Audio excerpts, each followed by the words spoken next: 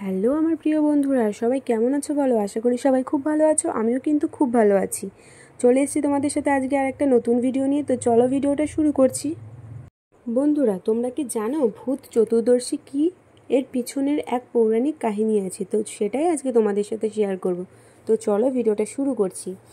দেবী পক্ষের শুরু থেকেই শুরু হয় উৎসব পার্বণের মৌসুম।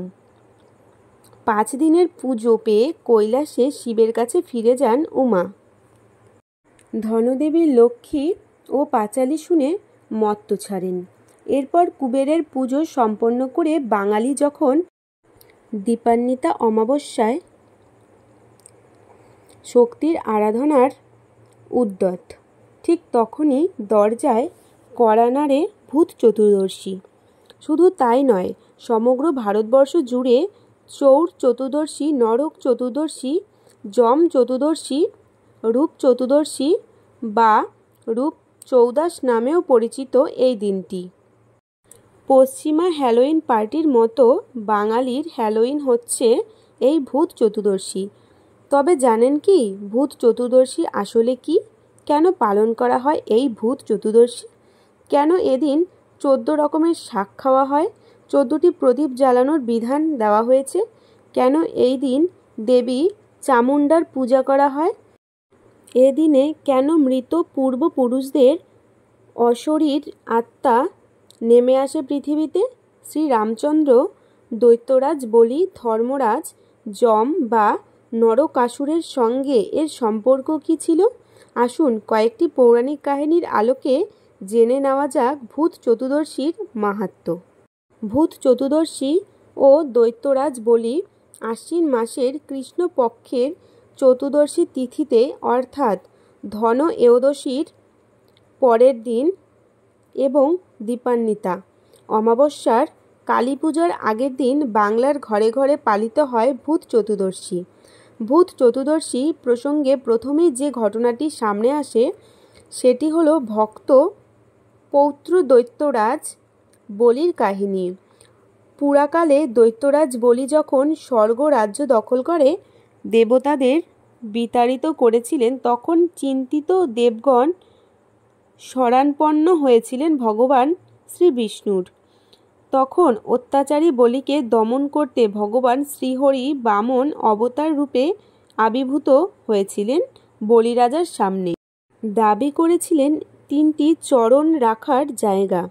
বলিরাজা তাকে 3টি চরণ রাখার জায়গা দানে সম্মত হলে তিনি তার এক চরণ দ্বারা তিনি সমস্ত আকাশ ব্যাপ্ত করেন এবং দ্বিতীয় চরণ দ্বারা আবৃত করলেন সমগ্র পৃথিবী।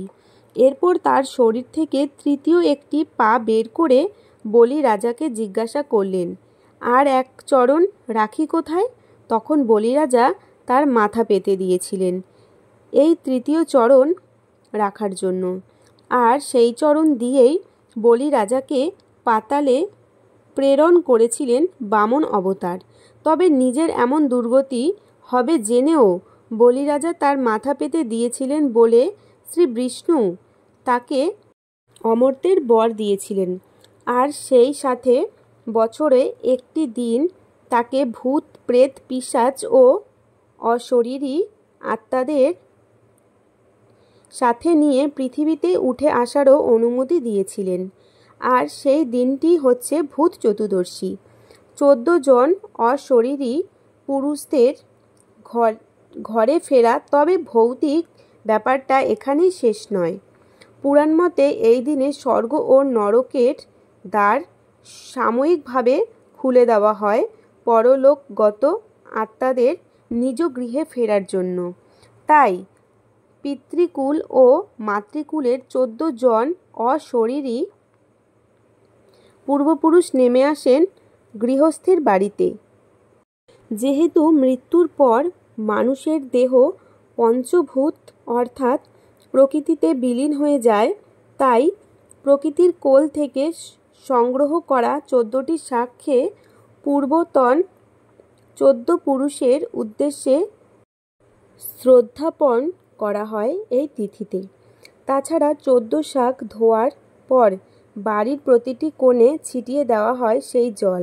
এই 14 শাক হচ্ছে ওল, কেউ, বেতো, সর্ষে, কালকাসুন্দে, নিম, জয়ন্তী, সাঞ্চে, হিলঞ্চ, পলতা, শৌলভ, গুলঞ্চ, ভাটপাতা এবং শুশনি ইত্যাদি। তবে অঞ্চল ও মতভেদে এই শাকগুলো ভিন্ন ভিন্ন হতে দেখা যায়। এই 14 শাক খাওয়ার পেছনে কিছু বৈজ্ঞানিক কারণও বিদ্যমান। ভূত চতুর্দশীর এই সময়টা মূলত ঋতু পরিবর্তনের সময়, তাই নানা রকমের রোগের প্রভাব ও বহু মানুষের জীবনহানি ঘটত এই সময়টাতে। সে কারণে আশ্বিন ও কার্তিক মাসকে প্রাচীনকালে যমদষ্টা কালও বলা হতো। তাই এই রোগ শোক থেকে মুক্তি পেতে এবং শীতের আগে শরীরের রোগ প্রতিরোধ ক্ষমতা বাড়াতেই এই 14 শাক ভক্ষণের বিধান দেওয়া হয়েছিল। তাছাড়া এই 14 শাক খাওয়ার পাশাপাশি এদিন সন্ধ্যায় জ্বালানো হয় 14টি প্রদীপ। মূলত মর্তের বুকে নেমে আসা ভূত, প্রেত, পিশাচ ও অশরীরী আত্মাদের পথ দেখানোর উদ্দেশ্যেই এই দীপদান করা হয়। এবার বলি চামুণ্ডা পূজাটা কি। তবে বলিরাজার অশরীরী সাঙ্গপাঙ্গ বা 14 পূর্বপুরুষদের প্রেতাত্মা ছাড়াও আরও ভৌতিক ব্যাপার রয়েছে ভূত চতুর্দশীতে। এদিন মর্তের বুকে পুজো দিতে আসেন মাতা কালিকা। তবে এদিন তিনি আসেন চামুণ্ডা রূপে। এই ভয়ঙ্করী মূর্তিতে তিনি সাথে নিয়ে আসেন 14টি প্রেতাত্মা। যদিও মাতা চামুণ্ডা ভক্ত বাড়ি থেকে অশুভ শক্তিকে বিতাড়িত করতে মর্তে আসেন, তবুও তার 14টি অশরীরী প্রেতাত্মাকে পথ দেখানোর জন্য 14টি দীপদান করা হয়। তাছাড়াও পশ্চিমবঙ্গের বেশ কিছু জেলায় এ দিনটি পালিত হয় ভূত উৎসব হিসেবে, যেখানে ভূত, প্রেত, পিশাচ ইত্যাদি থেকে বাঁচতে পাঠ করা হয় এই মন্ত্রটি। শীতলঞ্চ সমাযুক্ত সকণ্টক দলান্দিত হরপাপ সপামার্গে ভ্রাম্যমাণ পুনঃ পুনঃ। এবার আসি যম চতুর্দশীটা কি। যম চতুর্দশীতে একদা যমরাজ তার নিজের দূতদের জিজ্ঞাসা করেন, কোন জীবের প্রাণ হরণ করার সময় তোমাদের কি তাদের উপর দয়া হয় না? যমদূতেরা প্রথমে সংকোচ করলেও পরবর্তীতে যমরাজের সামনে একটি ঘটনা বর্ণনা করেন। ঘটনাটি হচ্ছে, হেম নামক রাজার স্ত্রী এক সুন্দর পুত্র জন্ম দেন, কিন্তু সেই পুত্র সন্তানের কোষ্ঠী বিচার করে জ্যোতিষীরা জানান বিবাহের 4 দিন পর সেই বালকের মৃত্যু হবে।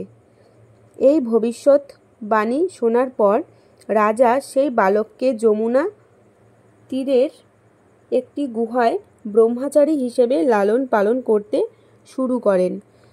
একদিন সেই যমুনা তীরে মহারাজা হংসের পুত্রী ঘোরাফেরা করছিলেন। রাজকুমার সেই রাজকুমারীকে দেখে মোহিত হয়ে যান এবং তারা একে অপরের সম্মতিতে গন্ধর্ব বিবাহ করেন। এরপর নিয়তির অমোঘ নিয়মে তাদের বিবাহের 4 দিন পর রাজকুমারের মৃত্যু হয়। স্বামীর মৃত্যুতে সদ্য বিধবা রাজকুমারীর আহাজারি দেখে হৃদয় কেঁপে ওঠে আমাদের। ওই রাজকুমারীর প্রাণ হরণের সময় আমাদের চোখ থেকেও জল গড়িয়ে পড়ে। কোনোভাবেই কান্না থামাতে পারছিলাম না আমরা। এরপর একজন যমদূত যমরাজকে জিজ্ঞেস করলেন, অকাল মৃত্যু থেকে বাঁচার কি কোনো উপায় নেই? উত্তরে যমরাজ বললেন, ভূত চতুর্দশীতে দীপদান করলে অকাল মৃত্যু থেকে রেহাই পাওয়া যায়। তবে এই কাহিনীটি একটু অন্যভাবে উপস্থাপন করা হয়েছে ধনতেরাসের কাহিনীর সাথে। তাই শাস্ত্রমতে ভূত চতুর্দশীতে বাড়ির প্রবেশদ্বারে সামান্য ধান রেখে তার উপর তিলের তেলের প্রদীপ জ্বালিয়ে যমদীপ দান করার বিধান। এছাড়াও ধর্মরাজ, মৃত্যু, অন্তক, বৈবস্বত, কাল, সর্বভূতক্ষয়, যম, দর, নিন, পরমেক্কি, ব্রেকোদর, চিত্র ও চিত্রগুপ্ত এই 14 জন যমরাজের উদ্দেশ্যে অর্পণ করার রীতিও প্রচলিত আমাদের সমাজে। তাই পদ্মপুরাণে স্পষ্টভাবেই উল্লেখ করা হয়েছে যে যম চতুর্দশীতে গঙ্গা স্নান করলে মৃত্যুর পর আর নরক দেখতে হয় না। এবার বলবো নরক চতুর্দশী কী। আবার বিষ্ণু পুরাণ মতে এই তিথিতেই দুর্ধর্ষ নরকাসুরকে বধের দ্বারা ধরিত্রীর পাপ লাঘব করেছিলেন শ্রীকৃষ্ণ, যে কারণে এই তিথিকে নরক চতুর্দশী নামেও ডাকা হয়। এছাড়াও পুরাণে এই ভূত চতুর্দশী তিথিটিকেই চিহ্নিত করা হয়েছে 14 বছরের বনবাস পালন করে শ্রীরামচন্দ্রের ঘরে ফেরার দিন হিসেবে। তবে এই চতুর্দশী তিথিকে ঘিরে সবচেয়ে চমকপ্রদ বিষয়টি সংঘটিত হয় বাংলাদেশের ফরিদপুরে। এদিন নাকি কিছু না কিছু চুরি করতেই হয়, সেই কারণে এই অঞ্চলে এর নাম রাখা হয়েছে চোর চতুর্দশী। আমার প্রিয় বন্ধুরা, তোমরা বুঝতে পেরেছো ভূত চতুর্দশী কী, এর পেছনের পৌরাণিক কাহিনীটা কী? তো চলো ভিডিওটা শেষ করছি এই পর্যন্ত। ভিডিওটা ভালো লাগলে লাইক, কমেন্ট, শেয়ার আর সাবস্ক্রাইব করে দিও চ্যানেলটা। আর যদি কোনো ভুল হয়ে থাকে তাহলে অবশ্যই এই ভিডিওর কমেন্ট করে তোমরা আমাকে জানিও কোথায় ভুল হয়েছে বা কিছু। নেক্সট টাইম আমি অবশ্যই চেষ্টা করব সেই ভুলটাকে শুধরে নেবার। তো আজকের মতো টাটা, আসছি তোমাদের সাথে আবার পরের কোনো ভিডিও নিয়ে। ততক্ষণ সবাই সুস্থ থেকো, ভালো থেকো। তো আজকের মতো তোমাদের টাটা।